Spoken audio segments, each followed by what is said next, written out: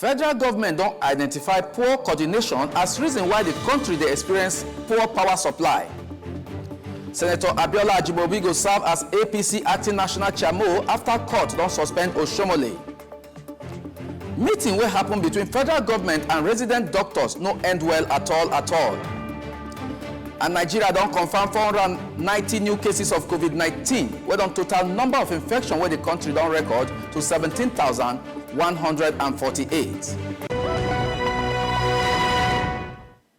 My country people, good afternoon. Time don't reach for us, it take happen this hot afternoon. My name is Nna Douglas. And for the first one, Ministry of Power don't identify poor coordination as major reason why Nigeria never still achieve steady electricity supply. Minister of Power, Saleh Maman, now revealed this one on Tuesday when he appeared before Senate Committee on Top Power for one investigative hearing where concerned light inside Abuja.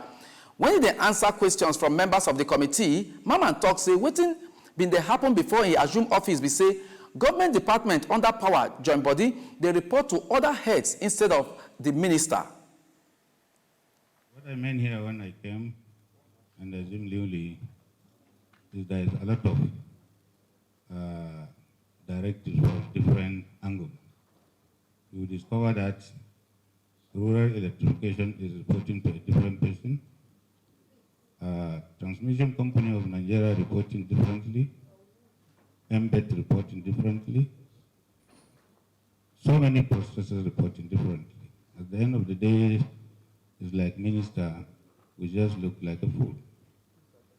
So I am trying as much as possible to bring everything together, every processes, to at the end of the day, as a matter of policy, to report to the Honorable Minister of Power. That is the number one task when I assume office, I go into it. He said the engagement of one German company, Siemens, now to close the gap where they exist between electricity generation and distribution inside the country. And out of that 5,000, we can only distribute 3,000. I said it here, 3,400 maximum in the distribution end. It is this impediment, this predicament between transmission and distribution that we want to clear. And it is that thing that Siemens are coming to do. They will realign it so that by the time we generate that 7,000 that we have for now on ground, so that we can now transmit exactly 7,000, and we can now distribute to the customers exactly 7,000. That is the major problem we are facing for now. In summary, the whole of this story, what I was trying to tell you, is we have to be proactive. Mr. President have foresight to think of people who are capable of doing this. For our own yarns, person who represent Bureau of Public Enterprise, BPE, Yunana Malo, tell Senate committee say they don't give regulatory agencies power to withdraw the license of distribution companies when they perform, and that one are to ginger performance. We are working very closely with the regulator to implement this regulation, particularly since the coming in of the power sector reform program that is being implemented now. We are set and completely ready, along with the regulator, at any moment in time. If we discover any disco that is not conforming, they are the police of the sector. They will announce to the world the withdrawal of the license. And immediately, we have a system that we have agreed with the regulator what to do immediately in order to make sure that business of power provision continues uninterrupted. When he reached his own time to talk, Nigerian Electricity Regulatory Commission, NEC, through their CEO, James Momo, talks say Nigeria don't always make payments for electricity money where they short so that the country no go there for darkness. Add all the billions shortfall together, this country, Nigeria, is going to have to look for 1 trillion, I've never seen such money, 732 billion, 249,000 naira. Sir, what it says is that we are in trouble. If we allow this to continue, if we allow this shortfall to continue, our country will not be able to pay for health, our country will not be able to pay for education, our country will not be able to fix roads, our country will not be able to provide for the poor and the needy. if we continue to pour our money. If government continue to fund darkness in some cases and going to throw money away, the answer is no. So this commission, we took it on our own that we are going to stop this. Meanwhile, now the turn of electricity distribution companies, DISCOs, to appear before Senate Committee on Top Power next week, Tuesday. And now make we enter matter wey concern politics. The All Progressive Congress don't announce say Senator Abiola Ajimobi now go serve as their acting national chairmo after Court of Appeal agree with the suspension of Adams Oshomole as national chairmo for APC. Before now, Senator Ajimobi they occupy position as the deputy national chairmo of the party for the southern region, and him be before governor of Oyo State. For one statement where APC National Publicity Secretary Lanre Issa Onilu signed on Tuesday night, he said the legal department for the party don't guide APC National Working Committee, NWC, in line with their own constitution. And still on still, Court of Appeal wey tanda for Abuja on Tuesday don't support the suspension of Comrade Adams Oshomole as member and national chairmo of All Progressive Congress APC. When they rule on top the appeal, we be saying now Comrade Oshomole carry and come Appeal Court agree with the judgment of Federal Capital Territory High Court where na Justice Danlami Senchi deliver am for March when he ordered the suspension of Oshomole and come forbid am, say make he stop to the parade himself as national chairmo of APC.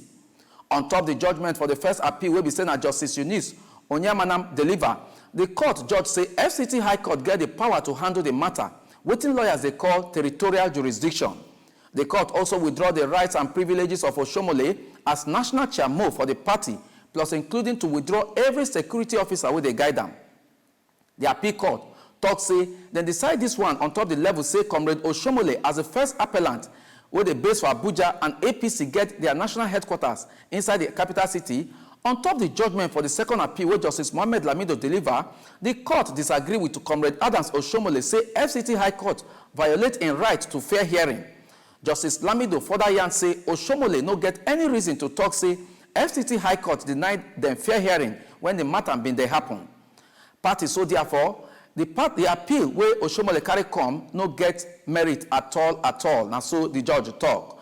Make una no forget say Comrade Adams Oshomole and APC now then be the appellant on top the matter. That is, people will carry the matter come appeal court, and the appeal court will then carry come don't backfire. And still inside politics, Edo State talk say Edo State the matter where they come from Edo State talk say Governor Godwin Obaseki don't wash his hand come out from anything we concern All Progressive Congress APC. What do you mean be say Godwin Obaseki of Governor Godwin Obaseki don't resign from APC. Obaseki now announced this one to State House correspondent inside Presidential Villa for Abuja on Tuesday, shortly after he do one secret meeting with President Muhammadu Buhari. Obaseki talk say he go pursue in second-term ambition under another political party. You go remember say Edo State Governor on Monday been talk say he go tell his supporters what he go do next after he been initially meet with Oga President Buhari. I don't know if it's good news.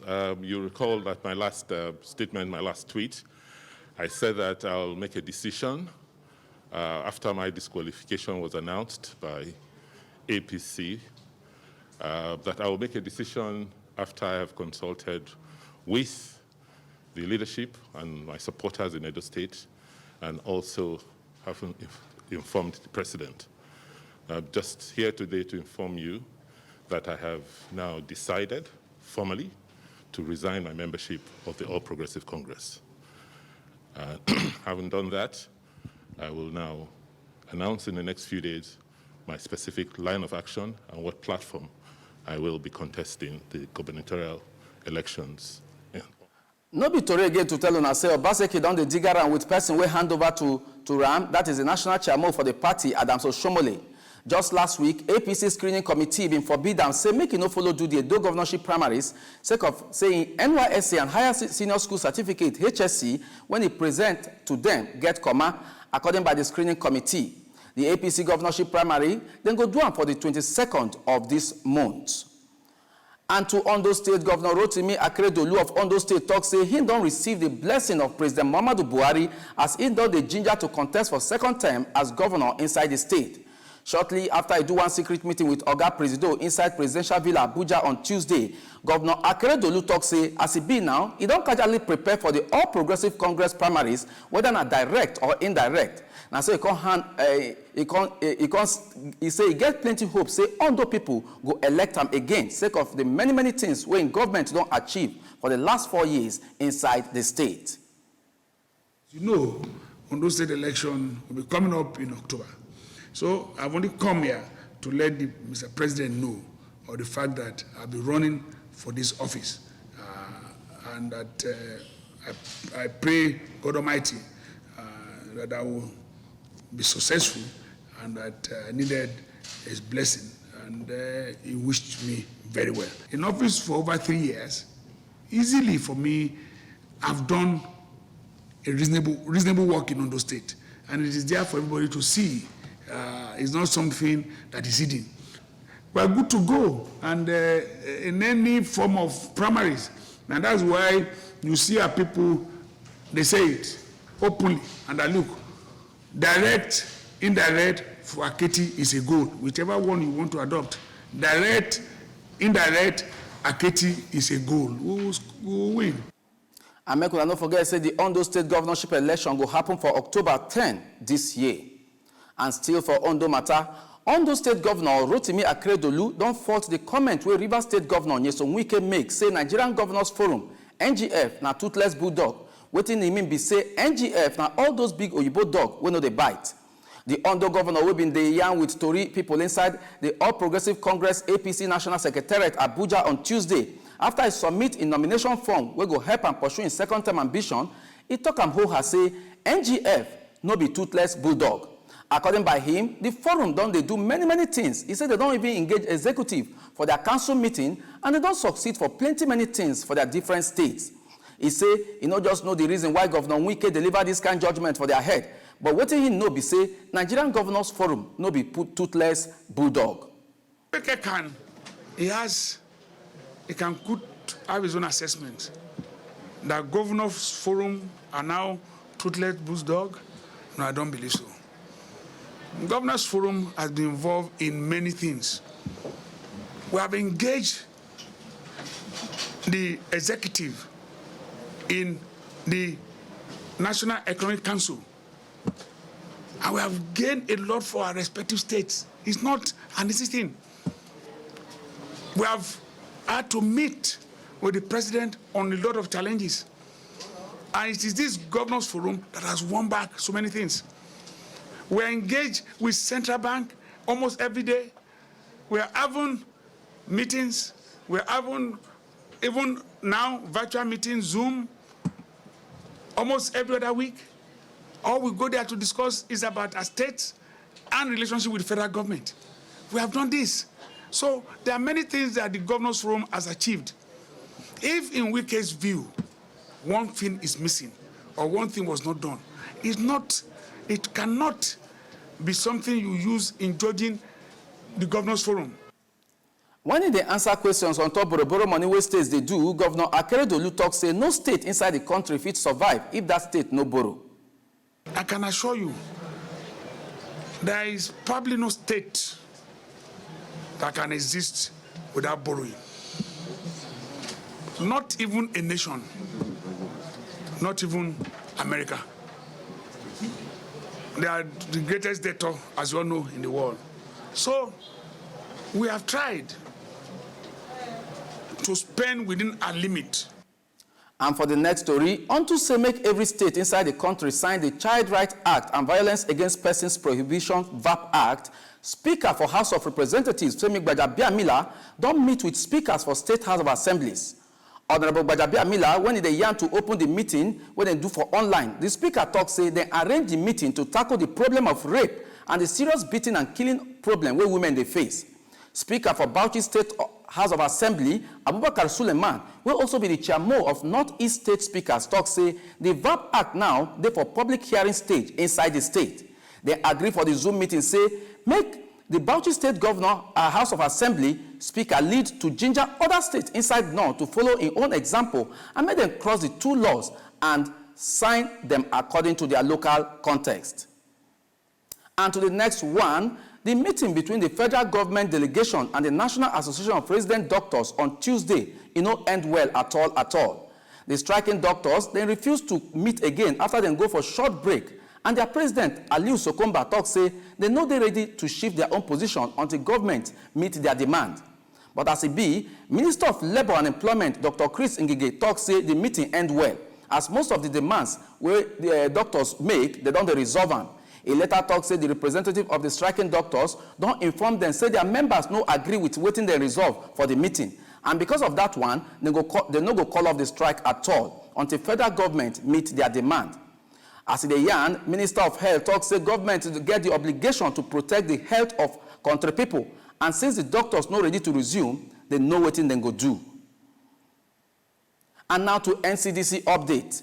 Nigeria Center for Disease Control, NCDC, on Wednesday talks say Nigeria don't record 490 new cases of novel coronavirus and additional 31 people don't die of COVID-19.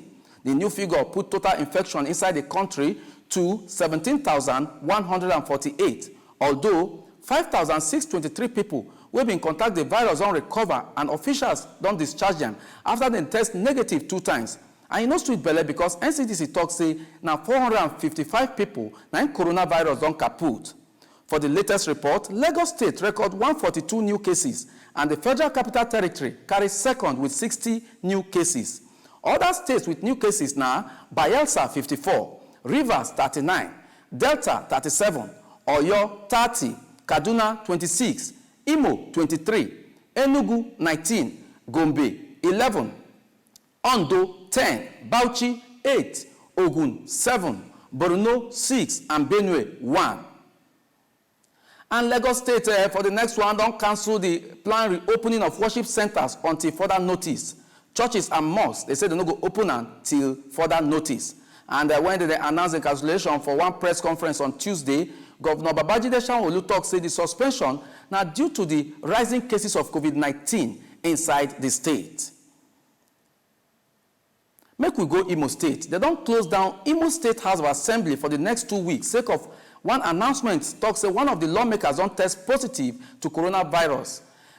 Chairman for the COVID-19 task force inside the state, Professor Maurice Iwu, now he revealed this one to journalists inside Owerri on Tuesday. He said they don't collect samples of all the lawmakers and people who they work for them, and they don't carry the sample go lab for testing to know who and who don't contact them and who they COVID-19 free.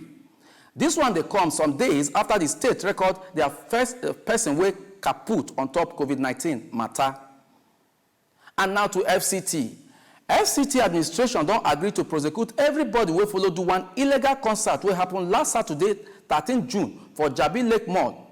On top one statement wey issued on Tuesday, FCT Minister Mohammed Bello talks say people who do this party don't disobey the guideline where they put for ground against spread of COVID-19. Minister talks say some of the guidelines where they disobey now the ban of concerts, social distancing ban on top interstate travel, ban to gather people way past 20, compulsory use of face masks for public and many others. The minister adds say the action of these people will organize this concert and people will show face for the party, they're reckless, wicked, and they disrespect and disregard the law, and they don't care about their fellow country people. He even talks say one case of COVID-19 for the concert fit spread to other people. He begged Abuja people say, make them take charge of their body matter and make them not disobey every guideline to stop COVID-19, make it not continue to the cause kasala inside the country. Still inside FCT, barely 7 days after FCT Ministerial Task Force on top city sanitation go demolish one area where then they do drug business within Abuja city, the drug barons don't come back again, and they threaten say they go rebuild their bacha again. The task force, they shocked to see say where they've been demolished and recover many drugs, they still go there on Tuesday when they do the go around to survey the area where they also discover illegal hard drugs and some weapons like knives, axe, and other dangerous weapons. Chairman for the task force, Ikarata, will confirm say many of them run come out for the area when they see task force as they run leave their exhibit, but they later arrest 2 gang members when they hand over them to the National Drug Law Enforcement Agency, will also follow for the operation. When in the yarn, director inside FCT Department of Resettlement and Compensation, Nasiru Suleiman talk say dem go demolish the village where they cause nuisance for the road corridor very, very soon. But they don't give people where they sell for the area 7 days notice before demolition go begin.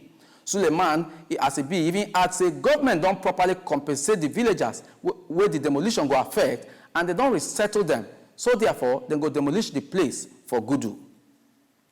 Now inside the Katsina state, sake of the one where we say security people don't gather muscle inside the state, a coalition of northern joint body don't they do one peaceful we no go gree waka inside Katsina, will be the Katsina state capital. The young people wey pass 2,000 for number display different kind of write-off for cardboard paper wey carry message of the kind of security gbege wey dem dey face, and the one where they claim say government no dey do anything on top the matter. This na the number 4 protest inside 2 weeks wey dem dey do inside Katsina state. The youth wey dey vex wey sing many songs of Iwe come dey beg Governor Aminu Masari and the federal government say make dem sharply come rescue them on top this security wahala. If not, dem go defend themselves.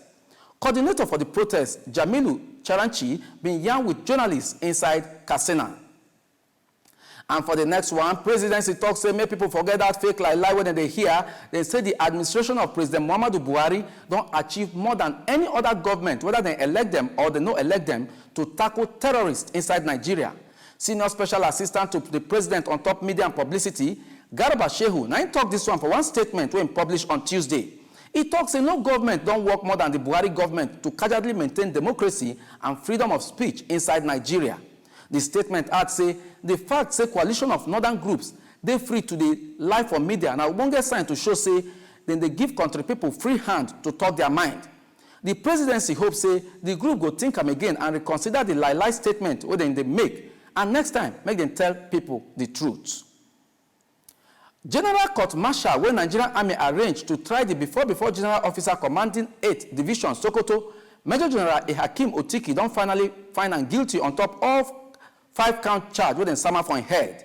The court martial order say make them dismiss him from service with shame and dishonor.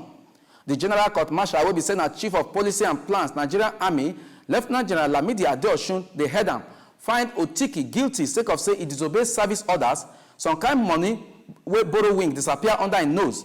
They say it's still public property and so many material things for the level. They also carry in rank down from Major General to the rank of Brigadier General with serious lambasting. The judgment wey dem deliver late last night, day before yesterday night, still dey wait make Army Council confirm the sentence. Adeosun also order say make dem return all the money wey Special Investigation Bureau recover wey total 135.8 million naira, and as it be, he order say make another 150 million naira wey dem steal, make it come back to the account of Army and make them sharply send the money back. If not, something will happen. The GOC adds say all the sentences go make too much sense after authorities don't approve them. Initially, when it be finally yarn, lawyer to Otiki, Israel Olorundare San, complete for mercy and beg the General Court Martial say make them temper justice and mercy and make them no use hammer, kill fly. And now to Bukuru matter. The 20th policy meeting will concern admission to tertiary institution will be university, polytechnic and college of education, and the one will resemble them inside Nigeria, don't approve 160 and above as minimum cutoff point for admission for the year 2020 into public universities. What the team mean be say, if you want gain admission, enter public university, you must get 160 points for JAMB. The meeting where they do online on Tuesday also approved 140 as the least cutoff mark for Unified Tertiary Matriculation Examination, UTME, before the candidate go gain admission to private university. For government polytechnic, they approve 120 as cutoff mark, just as they approve 100 for College of Education and other schools where they the same level with them. For the meeting, JAMB Registrar Ishak Oloyode begged people where they head all these schools say make them no increase admission screening money when they charge, and in fact make it no pass 2,000 naira. As it still the yarn, Oloyode add say na only 1,157,977 candidates wey do UTME exam for 2019 na dem pass with 5 credits with English and mathematics. My country people una see dey watch as it take happen for Wazobia Max TV. We go soon come back with business and sports.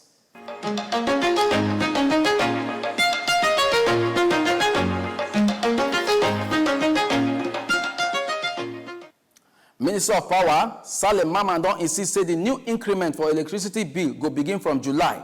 Maman na revealed this one on Tuesday for the investigative public hearing on top power sector recovery plan and the impact on COVID-19 pandemic, wey be say na Senate committee on top power organize am. The minister say the coming of COVID-19 pandemic don also affect plan to rearrange electricity market and make the no too loose under the power sector recovery program. He say as e be, they don't finish the public meeting wey concern the cross-checking of light bill. Nigeria Electricity Regulatory Commission, NEC, been planned to look into the light bill issue for April 2020. Although, he said due to COVID-19 outbreak and the one where we say customers they complain, then decide to delay the increase of light bill by 3 months. It remains sports news. Will they come back?